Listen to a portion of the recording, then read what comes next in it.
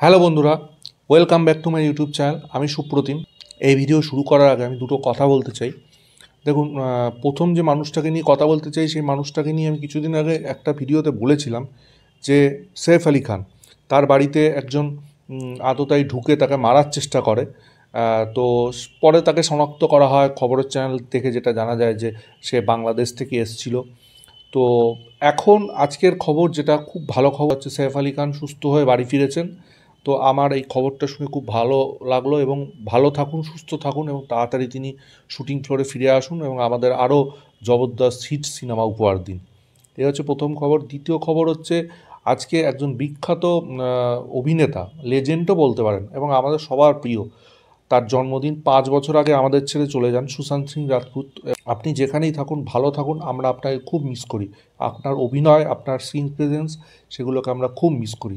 এবার আসবো ইন্ডিয়ান সিনেমার বেশ কিছু আপডেটস নিয়ে। দেখুন, পুষ্পা 2কে নিয়ে আপডেট। পুষ্পা 2 কিন্তু 20 minute extra reloaded version cinema হলে রিলিজ হয়েছে। আবার এবার শোনা যাচ্ছে ওটিটিতে আরও 10 মিনিট এক্সট্রা, মানে 3 ঘন্টা 50 মিনিট, 4 ঘন্টা কাছাকাছি সিনেমাটা চলে যাবে ওটিটিতে যখন রিলিজ হবে। এটার একটা খবর আসছে।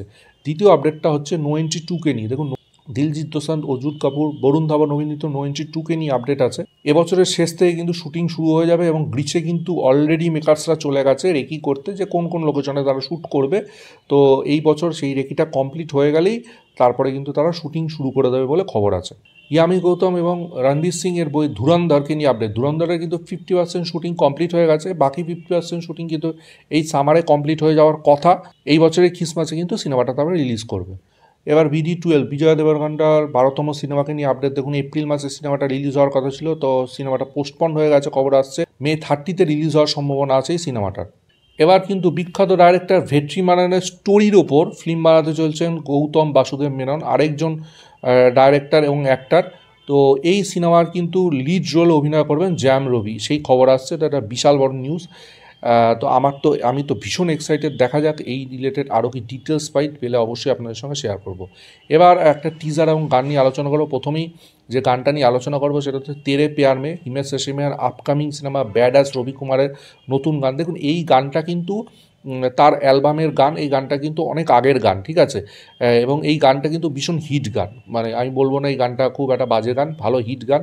মিউজিকটা কিন্তু ডিসেন্ট, ঠিক আছে। এবং আমার যেটা ভালো লাগলো না সেটা হচ্ছে, দেখুন, ওনার গলাটা আমার খুব একটা পোষালো না, ঠিক আছে। উনি যে নাকি সুরে গানটা এখনও করছেন সেটা আমার একদম পোষালো না। গানটা ওভারঅল মিলিয়ে ডিসেন্ট একটা গান, খুব যে হাইফাই গান, খুব ভালো গান আমি এটা বলবো না। তবে গানটা হিট গান, যেরকম ইউনিভার্স রেশমিয়ার ট্রেলার বাকি গানগুলো এরকম রিভিউ পাওয়া সত্ত্বেও বিশাল হিট করেছে, এটাও বিশাল রামবার্স এবং বিশাল ভিউজ হচ্ছে। তো এই ছিল আমার রিয়াকশন, বেশি কিছু বলার নেই গানটার মধ্যে।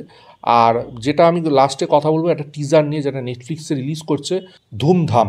এবার এই সিনেমাটায় কিন্তু লিড রোলে অভিনয় করছেন প্রতীক গান্ধী এবং ইয়ামি গৌতম। দেখুন, এখানে দেখানো হচ্ছে তারা তাদের সুয়াগরাতে একটা গান বাজছে, তারা লজ্জা করে বসে আছেন, এবং তারপরে লাল দুপাট্টি বালি তারা কামতো বাতা, এই গানটা বাজছে। তারপরে প্রতীক গান্ধী আস্তে আস্তে ওড়নাটা সরাচ্ছেন ইয়ামি গৌতমের থেকে। এবার সেই সময় বা ঘরের মধ্যে কেউ একটা ঢুকে যাচ্ছে এবং জিজ্ঞেস করছে যে একটা জিনিস খুঁজছে তারা, কোথায় আছে।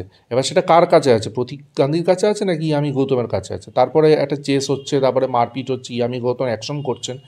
তো এবার তারপরে কি হয়, ছোট্ট একটা টিজার, বেশ ইন্টারেস্টিং লাগলো।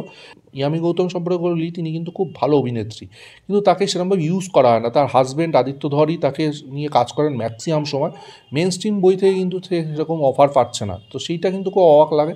তবে প্রতীক গান্ধী এখানে বেশ ইন্টারেস্টিং, তার কমিক সেন্স খুব ভালো, সেটা আমরা দেখতেই পেরেছি মারগাঁও এক্সপ্রেসে। তো আমার বেশ ভালো লাগলো টিজারটা। আপনাদের এই টোটাল আপডেট সং বা টিজার নিয়ে কী মতামত অবশ্যই কমেন্ট বক্সে জানাবেন। ভিডিওটা ভালো লাগলে লাইক করুন, শেয়ার করুন, চ্যানেলে নতুন হলে অবশ্যই সাবস্ক্রাইব করে দিন, পাশে থাকা বেল আইকনটা ক্লিক করতে ভুলবেন না পরবর্তী নতুন কোনো আপডেটসের জন্য। ততক্ষণের জন্য গুড বাই বন্ধুরা।